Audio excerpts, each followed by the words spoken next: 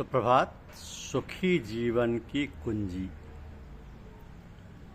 सुखी जीवन की कुंजी, यह हमारी आज की आध्यात्मिक चर्चा का विषय।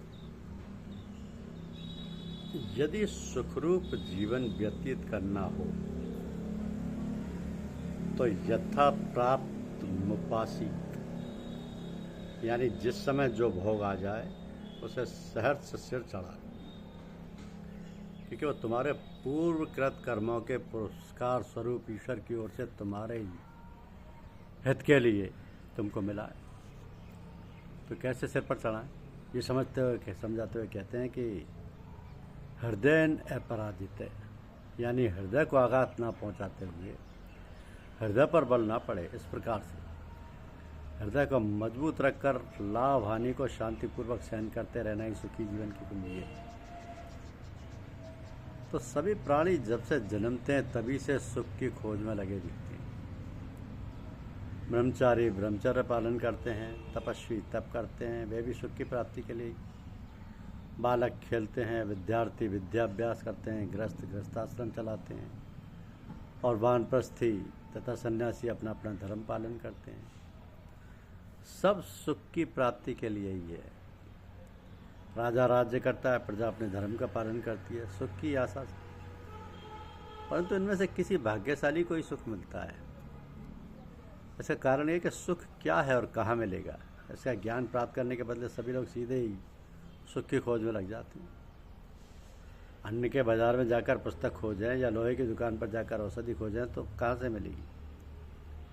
यानी जो वस्तु जहाँ नहीं है उस वस्तु के लिए वहाँ जाकर मनुष्य कल्प भर खोजता रहे तो भी उसे कदापि नहीं मिल सकती। और जिस वस्तु की खोज करता है, जब तक उसके स्वरूप को ना जान ले तब तक वो कहाँ मिलेगी। इसका निश्चय कैसे कर सकते। जैसे एक अंधा खोई हुई वस्तु को ढूंढने के लिए व्यर्थ प्रयत्न करता है पर वह हाथ नहीं लगती, वैसे ही सुख भी किसी को हाथ नहीं लगता। यदि सुख की खोज करनी हो तो सुख क्या वस्तु है, अर्थात उसका स्वरूप क्या है, ये पहले जानना चाहिए। इसके बाद ये निश्चय करना चाहिए कि वो कहाँ मिलेगा। इन दोनों बातों का निश्चय करने के बाद यदि सुख की खोज की जाएगी तो कीमत देने पर वो अवश्य मिल जाएगी। तो पहले सुख क्या है और इसका स्वरूप क्या है, इसका विचार करना है। एक छोटे शिशु को सुख गली में खेलने वाले लड़के के सुख से पृथक होता है। एक विद्यार्थी का सुख गली में खेलने वाले लड़के के सुख की अपेक्षा विलक्षण होता है। स्त्री का सुख पुरुष के सुख से अलग होता है। गृहस्थ का सुख सन्यासी के सुख के विरुद्ध होता है। त्यागी पुरुष शरीर को कष्ट देकर सुख का अनुभव करता है और भोगी सारे भोग प्राप्त करके भी दुखी दिख पड़ता है। तो इस प्रकार सुख प्रत्येक व्यक्ति के लिए अलग अलग दिखलाई पड़ता है। तो सुख की परिभाषा का एक सामान्य नियम खोजना चाहिए। बुद्धि के आधार पर प्राणी मात्र को दो भागों में बांटे हैं तो एक और मनुष्य होंगे, दूसरी ओर सारे प्राणी। तो सारे प्राणियों में एक ही अहंकार वृत्ति काम करती है, तो उनके सुख का आदर्श एक ही होता है।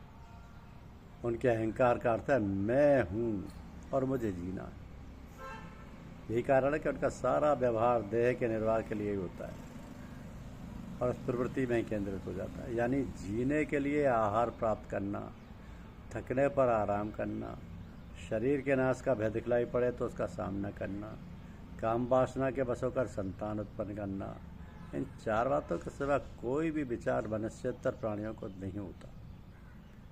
और इन चारों बातों का निर्वाह बिना अड़चन के हो, यही इन प्राणियों का सुख है। तो सभी प्राणियों के सुख का आदर्श एक ही है, परंतु मनुष्य को पूर्ण विकसित अंतःकरण मिला है। इससे प्रत्येक शरीर में अहंकार के अतिरिक्त मन, बुद्धि, चित्त, ये तीन वृत्तियां और रहती हैं। प्रत्येक अंतःकरण की वृत्तियों के संस्कार विभिन्न होने के कारण प्रत्येक मनुष्य के सुख के आदर्श में भी विभिन्नता का होना स्वाभाविक है। तथापि समर्थ चिंतकों ने सारे आदर्शों को विवेक से समझने के लिए सुख दुख की परिभाषा इस प्रकार की है कि अनुकूल वेद नियम सुखम, प्रतिकूल वेद नियम दुखम। यानी जिस परिस्थिति से अनुकूलता का बोध हो वो सुख है और जिससे प्रतिकूलता का बोध हो वो दुख है। अब इस कसौटी पर सुख दुख को कसे तो प्रत्येक व्यक्ति की दृष्टि में अनुकूलता प्रतिकूलता भिन्न भिन्न दिख पड़ेगी, क्योंकि प्रतिकूलता और अनुकूलता का भान होना चित्त के संस्कारों पर अवलंबित है। उदाहरण के लिए बीड़ी पीने वाले के लिए बीड़ी पीना अनुकूल जान पड़ता है, और जिसको इसकी टेव नहीं है उस मनुष्य को बीड़ी का धुआं भी प्रतिकूल जान पड़ता है। इस प्रकार एक ही वस्तु एक ही मनुष्य को सुखरूप दिखती है और वही उसके पृथक संस्कार वाले को दुखरूप लगती है। इसी प्रकार मधुर रस एक आदमी को सुखरूप लगता है और दूसरे को नहीं लगता। अफीमची को अफीम मिलने पर आनंद का पार नहीं रहता, और उसी को खाने से वह आदमी जिसको अफीम खाने की आदत नहीं है मृत्यु को प्राप्त हो जाता है। तो इससे सहज ही समझा जा सकता है कि सुख दुख उत्पन्न करने की शक्ति किसी पदार्थ में नहीं बल्कि वह चित्त के संस्कार पर अवलंबित है। अब देखना यह कि प्राणी मात्र सुख की खोज में क्यों लगी। इसके लिए प्राणियों में जो जीव नामक चेतन अंश है उसके स्वरूप को देखना चाहिए। सत्य चित्त आनंद घन परमात्मा स्वामी अपनी माया का पर्दा ओढ़कर ईश्वर बनता है, सृष्टि की रचना करके उसको संचालन करता है, तथा वही परमात्मा अविद्या का पर्दा डालकर जीवरूप बन जाता है और संसार में सुख दुख के व्यवहार में फंस जाता है। तो जीव शुद्ध स्वरूप से तो आनंद स्वरूप यानी सुख रूप ही है, परंतु अविद्या के कारण उसका सुख स्वरूप ढक गया है। तो भटके हुए के समान अपने ढके हुए सुख को अपने में ना खोजकर बाहर के पदार्थों में खोजता है और अपने ही अंदर के निरतिशय और अक्षय सुख पाने के लिए जोर मारा करता है। मनुष्य के शरीर की रचना ही ऐसी है कि इंद्रियां बहिर्मुख हैं। बहिर्मुख इंद्रियों के कारण प्रत्येक जीव अनादिकाल से अनेक योनियों में भटकता बाहर के पदार्थों में यानी संसार के विषय में ही सुख की खोज करता आ रहा है, पर सच्चा सुख मिलता ही नहीं, क्योंकि विषयों में सुख है ही नहीं। विषयों में तो सुख की भ्रांति होती है और लोग उसको सच्चा सुख मानकर भोगते हैं और प्राप्त होता है सुख के बदले दुख। ये भ्रांति क्यों होती है, इसका विचार करना चाहिए। एक कुत्ता जब सूखे हाड़ का टुकड़ा मुंह में डालकर जोर से चबाता है तब वो कड़ा हाड़ उसके जबड़े से खिंचता है और उसे खून निकल आता है। उस लहू का स्वाद कुत्ते को मिलता है और वो स्वाद हाड़ में से आ रहा है ऐसा समझकर कुत्ता उसे बारंबार चबाता है, जिससे उसका अपना ही जबड़ा अधिक चलता जाता है और खून भी अधिक निकलता है। उसके बाद उसके स्वाद को कुत्ता सूखे हाड़ का स्वाद मानता है। इसी प्रकार की भ्रांति जीव को भी होती है और उसे जीव भी मान लेता है कि उसको विषय में ही सुख मिलता है। ये कैसे होता है, ये समझने के लिए सहज ही विशेष विचार की आवश्यकता प्रतीत होती है।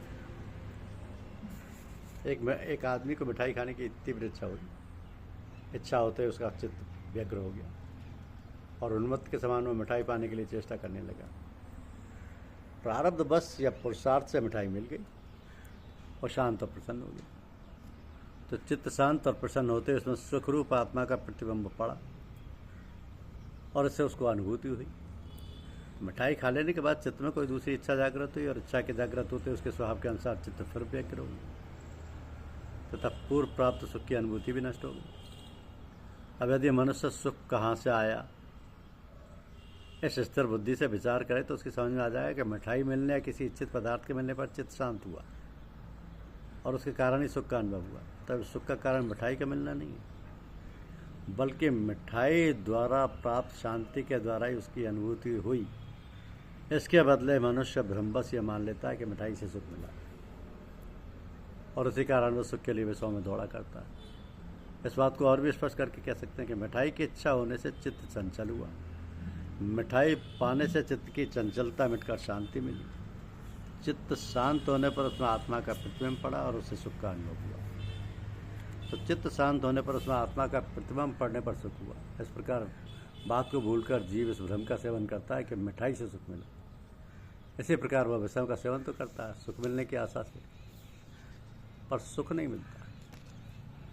तो साधन चातुष्ट के साथ शस्त्राभ्यास के द्वारा बुद्धि को निर्भर करें, फिर विशुद्ध बुद्धि की सहायता से अपने स्वरूप का यथार्थ दर्शन कर लें, यानी मैं आनंद स्वरूप आत्मा हूँ और इस कारण सुख की प्राप्ति के लिए मुझे कुछ नहीं करना चाहिए या मुझे कुछ नहीं करना है। इस ज्ञान के दृढ़ होने पर सभी इच्छाओं का त्याग अपने आप हो जाता है और इच्छा का नाश होते ही चित्त अविचल शांत वाला बन जाता है। ऐसा होने पर मनुष्य को निराश सुख प्राप्त होगा। धन्यवाद।